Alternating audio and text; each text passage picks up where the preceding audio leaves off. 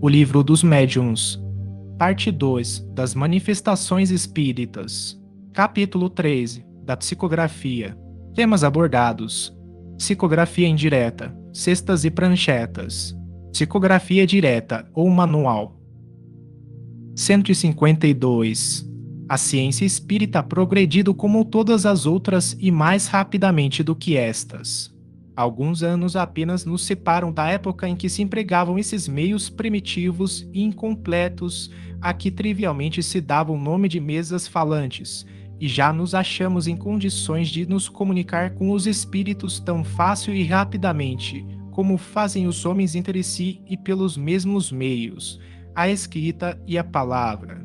A escrita, sobretudo, tem a vantagem de assinalar, de modo mais material, a intervenção de uma força oculta e de deixar traços que se podem conservar, como fazemos com a nossa correspondência.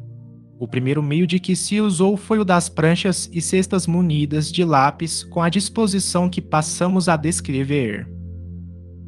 153. Já dissemos que uma pessoa dotada de aptidão especial pode imprimir movimento de rotação a uma mesa ou a outro objeto qualquer. Tomemos, em vez de uma mesa, uma cestinha de 15 a 20 centímetros de diâmetro de madeira ou de vime, a substância pouco importa.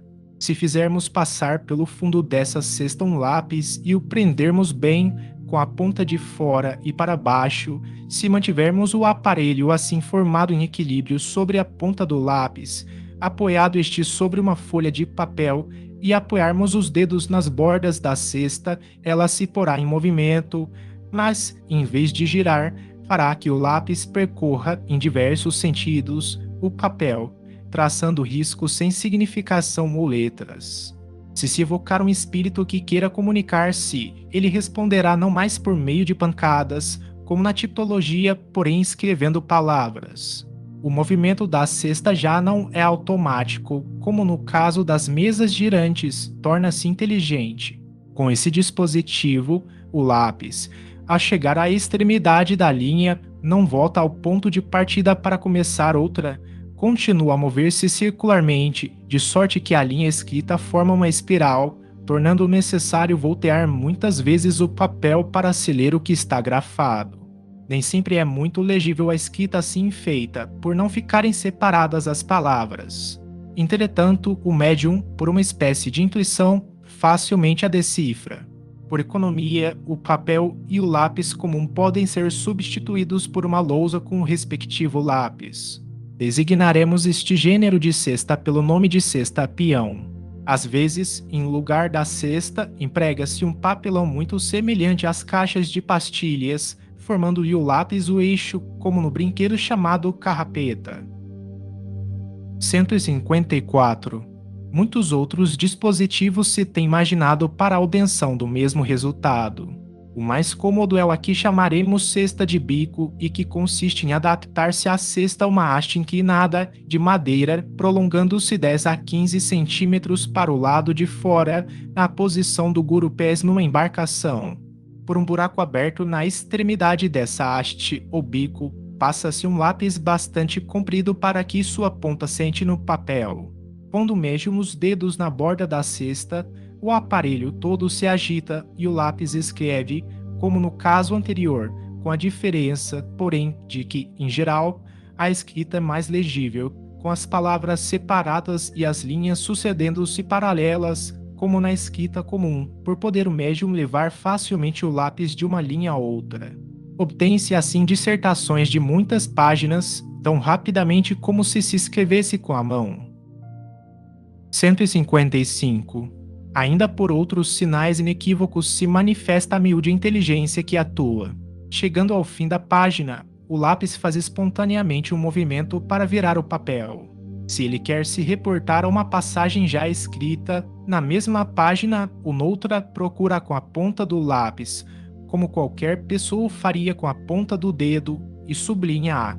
Se, enfim, o espírito quer dirigir-se a alguém, a extremidade da haste de madeira se dirige para esse alguém. Por abreviar, exprimem-se frequentemente as palavras sim e não, pelos sinais de afirmação e negação que fazemos com a cabeça. Se o espírito quer exprimir cólera ou impaciência, bate repetidas pancadas com a ponta do lápis e não rala a quebra. 156. Em vez de cesta, algumas pessoas se servem de uma espécie de mesa pequenina, feita de propósito, tendo de 12 a 15 centímetros de comprimento, por 5 a 6 de altura e 3 pés, a um dos quais se adapta um lápis. Os dois outros são arredondados ou munidos de uma bola de marfim para deslizar mais facilmente sobre o papel. Outros se utilizam apenas de uma prancheta de 15 a 20 centímetros quadrados, triangular, oblonga ou oval. Num dos bordos há um furo oblíquo para introduzir-se o lápis. Colocada em posição de escrever, ela fica inclinada e se apoia por um dos lados no papel. Algumas trazem desse lado rodízios para lhe facilitarem o movimento. É de ver-se, em suma, que todos esses dispositivos nada têm de absoluto. O melhor é o que for mais cômodo. Com qualquer desses aparelhos, quase sempre é preciso que os operadores sejam dois, mas não é necessário que ambos sejam dotados de faculdades mediúnicas. Um serve unicamente para manter o equilíbrio e poupar ao médium excesso de fadiga. 157. Chamamos psicografia indireta à escrita assim obtida, em contraposição à psicografia direta ou manual obtida pelo próprio médium. Para se compreender este último processo, é mister levar em conta o que se passa na operação. O espírito que se comunica atua sobre o médium que, debaixo dessa influência, move maquinalmente o braço e a mão para escrever, sem ter pelo menos o caso mais como uma menor consciência do que escreve, a mão atua sobre a cesta e a cesta sobre o lápis. Assim, não é a cesta que se torna inteligente, ela não passa de um instrumento manejado por uma inteligência, não passa realmente de uma lapiseira, de um apêndice da mão, de um intermediário entre a mão e o lápis. Suprima-se esse intermediário, coloque-se o lápis na mão e o resultado será o mesmo, com um mecanismo muito mais simples, pois que o médium escreve como faz nas condições ordinárias.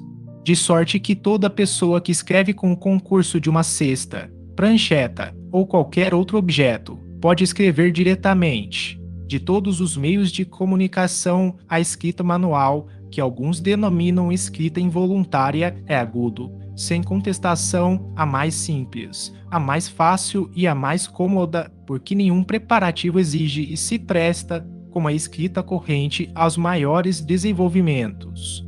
Dela tornaremos a falar quando tratarmos dos médiuns. 158. Nos primeiros tempos das manifestações, quando ainda ninguém tinha sobre o assunto ideias exatas, muitos escritos foram publicados com este título: Comunicações de uma mesa, de uma cesta, de uma prancheta, etc. Hoje, bem se percebe o que tais expressões têm de impróprias ou errôneas abstração feita do caráter pouco sério que revelam. Efetivamente, como acabamos de ver, as mesas, pranchetas e cestas não são mais do que instrumentos ininteligentes, embora animados, por instantes, de uma vida fictícia que nada podem comunicar por si mesmos. Dizer o contrário é tomar o efeito pela causa, o instrumento pelo princípio.